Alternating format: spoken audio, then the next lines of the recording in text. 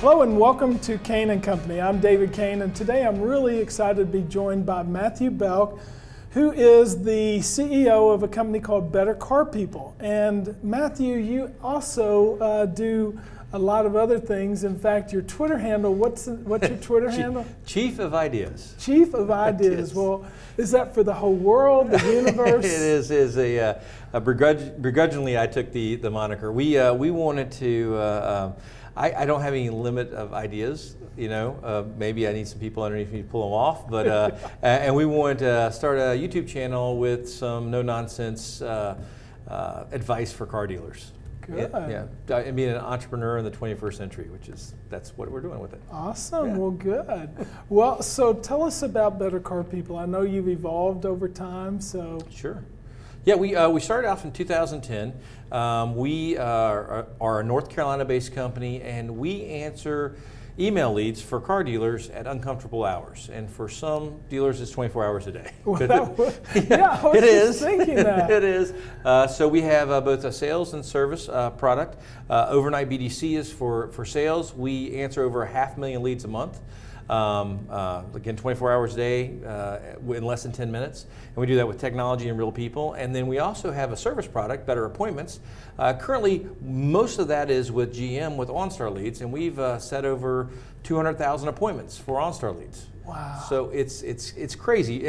And from that, my experiences back from Hendrick, working with the Automotive group for e-commerce, and I didn't realize how much of a benefit it was to having all those stores and see all the numbers from those stores. But now I'm seeing that again because we have so many dealers. I can see these numbers across makes and times a day, and it gives us some good data to find some stuff out from. I would just imagine. So let's talk about, we'll go back to the organics. So you and I are traveling with the General Motors Compass Leadership Workshops. Absolutely. And we're doing those all across the country. And it's good from the standpoint that you go back to 2011, dealers were being pressured to respond quickly, and some of them were setting alarms, or they'd have their BlackBerry pager or their Right. phone would go off. And I remember talking to some salespeople said, responding to leads has really hindered my marriage. Right. Because my wife, I'm waking up, or my husband, I'm waking up and I'm responding to leads. Tell me about Overnight BDC and how it came to be, and what you all actually do and what you've learned from that. Sure. We were birthed from that happening, from manufacturers putting pressure on dealers, because the manufacturers at that time got involved with getting leads, with producing leads. And so they were sending to dealers, and they're just seeing they weren't being answered. And suddenly there was a value. And that's, we talk even on the Compass Leadership Workshop, is that it's not a lead, it's a person, and they really want to be responded to. Yeah. So we saw this opportunity. There was economic benefit there to responding quickly. What we did was we took what we learned from Hendrick, which it's all based off, everything's from Hendrick. If Rick was here today, I'd give him a big hug. Because we went from, 1999, we basically sold no cars online. And by 2007, the same year the iPhone came out, we sold 27,000 cars to start off with emails. Wow. And we were 35% of the business. And what we'd done from that is we never got very complicated. I don't have the ability to make something complicated. It's got to be basic. So we had, the customer wants to be responded to quickly, and then there's certain things that they're looking for in that response, things that are credibility-wise. They want you to say something about the car, they want to see a dollar sign, some sort of price, and then also call to action. We knew that was a great question. So what we did was we built a system. We just figured it out the other day. If we know it's a dealership and a particular salesperson at the dealership, our dynamic templating produces over 43 million different combinations. Wow. Based off of time of day, lead source, crazy amount of other things. So we have this AI that builds this thing, but then you have to have real people. And one of those numbers we know from from that 500,000 leads a month is about 10% of the leads has some kind of question or something a real person needs to address. And so we keep 24-hour staff. They look at those leads, the ones that need to be addressed, they address those leads. And that's what we've learned, that if you do that, they'll actually respond back to you. Yeah, well, and isn't that really the whole purpose of that live engagement is it's not stopping the clock. In fact, I think all manufacturers wish they could vacuum up those words, because it really has caused the industry to think, well, the consumer is so naive that if we just send them a bad response, that it stops the clock, the motor company's off our back, and magic happens. Yeah, it was well-intentioned, right? Yes. It's like they would like to be responded to, but that stop-the-clock mentality, you upset customers quicker. Yes. And since it is a competition, since your competition isn't 5 miles away or 10 miles away, it's an eighth of an inch in the inbox. Yeah. The first time they see your dealership name better be good, because they have at least 2 other dealers' names going to be in the inbox, and they are not going to look at your name again until they've eliminated those other 2. So if you send a horrible response quickly, you're missing that. You're given an opportunity to be deselected. But the other part is that you're never going to get a good closing ratio if you don't respond quickly. Yeah. So it's one of those things where the well-intentioned is we have to respond quickly, but it has to be a good response. And there are real people out there. And up to this point, you could maybe get away with it a little bit because everybody was kind of bad. But now dealer groups learned first, and individual dealers are learning this is the way you can eat other people's lunch. Yes. I mean, this is beyond everything else. If I just am sold out to a great response and a quick response, then I'm going to get other people's business. Well, so let's go back to the phonics of what you found causes a great response, because obviously, if we look at our viewing audience today, you work with some of them, but you don't work with all of them. But right. Let's give them a gift. What are some of the tactics that you all use that they can go ahead right now and apply back at the dealership? I'll give them not just the tactics they can do exactly what we do, but how to do it on their own. Cool. So just they'd have to stay up all night. What we look at is, of course, a great introduction. You introduce yourself in the dealership, and that's a credibility thing. Credibility is you go to a website and you know within 3 seconds whether you put your credit card in there or not. Oh yeah. All right. So in a lead, in an email, and this is the business end. You can put whatever you want to after this, but you need after the introduction to say something great about the car, because it is emotional. Sure. Harvard Business Review recently said that it's a larger psyche high than having your first child. Really? And buying a new car. So and there's no bad cars out there. We can have Ford F-150s and Chevy Silverados right here. They're both good trucks, but people definitely they don't cross over between those two. So you have to tie into that emotion. You have to have something great about the car, just to say that we're on the same page. We're part of the same team. If you miss that, then you missed out a lot of what somebody's looking for. The next item is, I mentioned the price. It is just hello. If we're just talking about the initial response, it's just hello. And in that, they need a dollar sign. And I recently was talking to a manufacturer about this and how much money they spent on when LeBron James was swiping that ball off the backboard, there was a commercial for a car, and that car had $1,000 off. And when somebody saw that car and they liked it, they went to the dealership's website. And on that website, the manufacturer paid a lot of money to make sure that $1,000 off is there. And if you send out that same offer in that initial email, you might think, oh, they already know that. No, you just added credibility to that offer. It's the holy grail of marketing to see the same offer in 3 different medias. So it's just hello again. So as me looking at it, I'm not looking for your best price off that first one. I mean, if you give it to me, fine. It's credibility. What gets that response is a great question. And asking a great question is something about letting you know I know what I'm talking about by asking a question. Yeah. And after that, there's plenty of other things, but that's really the working end of the response that we look at. There's plenty more we can put in there. There's videos. There's all kinds of stuff. But that's kind of checking the boxes for what primarily someone's looking for. So, what's your favorite question?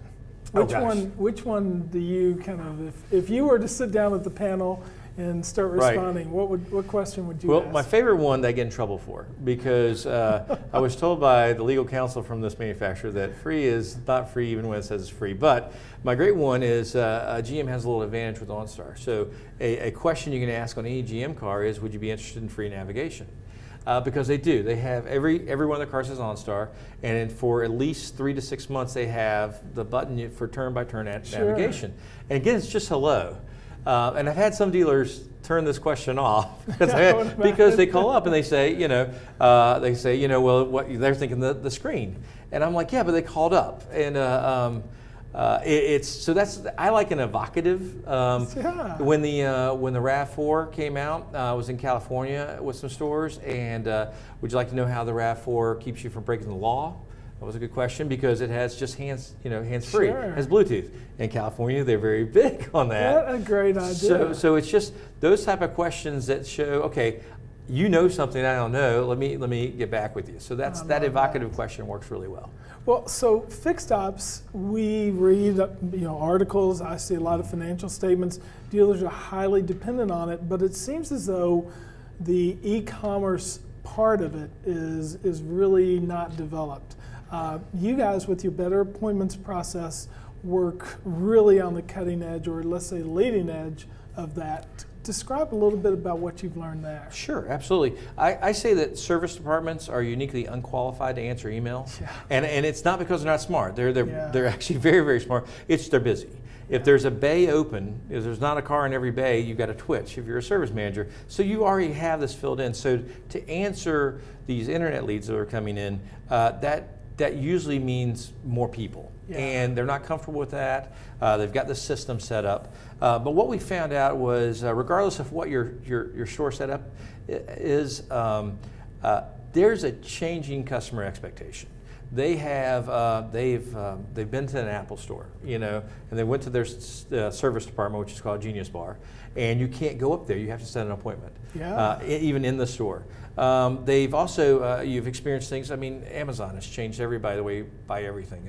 At a recent tour date that we had, I forgot to bring what we had to give away, and I was in LA, and it's 11 o'clock, and I go on Amazon now, and at noon, they had it in a brown paper bag, my giveaway. Oh my gosh. So this changes your expectation. When it comes to service, it's a very intimate thing. It's my car, and we need to give them an opportunity to be able to set an appointment without calling in.